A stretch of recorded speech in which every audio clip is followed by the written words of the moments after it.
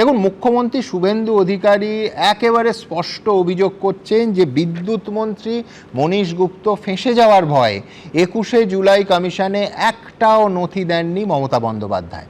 কমিশনের সুপারিশে আমি দেখতে পাচ্ছি কেন ওই দিনে নথি সংরক্ষিত হয়নি, একেবারে পয়েন্ট করে মহাকরণ এবং লালবাজারে যাদের জন্য সংরক্ষিত হয়নি তাদের বিরুদ্ধে উপযুক্ত আইনি প্রক্রিয়া শুরু করা হোক, তদন্ত হোক, এটা সুপারিশে লেখা হচ্ছে, একেবারে সুপারিশের প্রথম পাতায়। কিন্তু মমতা বন্দ্যোপাধ্যায় কার্যত কিচ্ছু করেননি। মজার কথা, কমিশনের এই সুপারিশগুলো কিন্তু প্রথম দাবি হিসেবে তুলেছিলেন কে জানেন?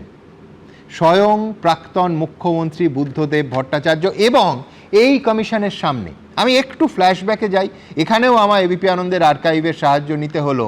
সেদিন ছিল বুধবার, তারিখ ছিল 2014 সালের 26শে ফেব্রুয়ারি।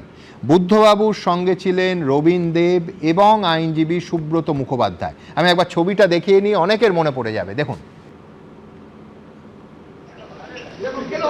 বুদ্ধবাবু প্রথম ডাকেই কমিশনে সাক্ষ্য দিতে ঢুকছেন। আবার বলছি, সঙ্গে রবীন দেব এবং আইনজীবী সুব্রত মুখোপাধ্যায়।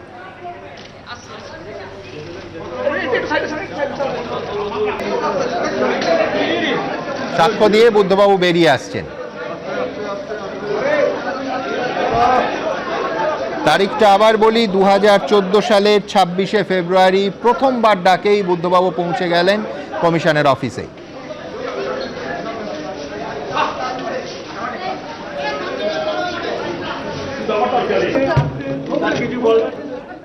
বুদ্ধবাবু সেদিন বলেছিলেন সব নথি তো খুঁজে পাওয়া উচিত, না পাওয়া গেলে সেটা দুর্ভাগ্যজনক।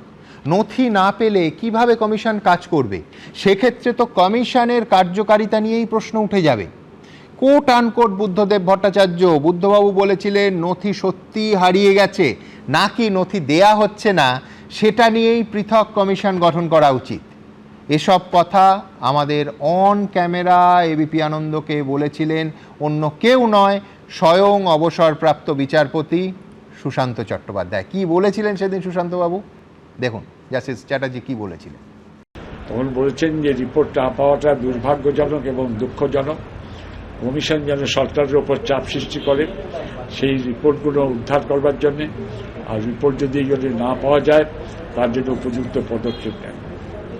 আরও বলেছেন যে কমিশন যদি কোনো কাগজপত্র না পায় তাহলে তার পক্ষে কাজ করা বা কোনো সিদ্ধান্তে আসা কিন্তু কঠিন কাজ। কিন্তু যদি সব কিছু না পাওয়া যায়, কমিশন যদি আইনের সৃষ্টি হয়ে আইনের মতো চলে, তাহলে তার কোনো ব্যক্তিগত অনীহা নেই, তার কোনো আপত্তি নেই। তাহলে বিষয়টা কি দাঁড়ালো? সেদিন বুদ্ধদেব ভট্টাচার্য যা বলেছিলেন, আজ শুভেন্দু অধিকারী যা বললেন, প্রায় একই কথা। নথি হারিয়ে গেছে নাকি নথি দেয়া হচ্ছে না। বুদ্ধদেব ভট্টাচার্যের পরামর্শ ছিল কমিশন যেন সরকারের ওপর চাপ সৃষ্টি করে, আর রিপোর্ট পাওয়া না গেলে যেন প্রত্যেকের বিরুদ্ধে ব্যবস্থা নেওয়া হয়। আমি নজরুলদার কাছে যাব, কারণ নজরুলদার সেই দিন ওই 21শে জুলাইয়ের দিন ডিউটিতেও ছিলেন, আমার যদি ভুল না হয়। নথি খোয়া গেছিল না নথি চেপে দেওয়া হয়েছিল, নাকি যেরকম প্রসূনবাবু বলছিলেন যে উইলফুল সাপ্রেশন?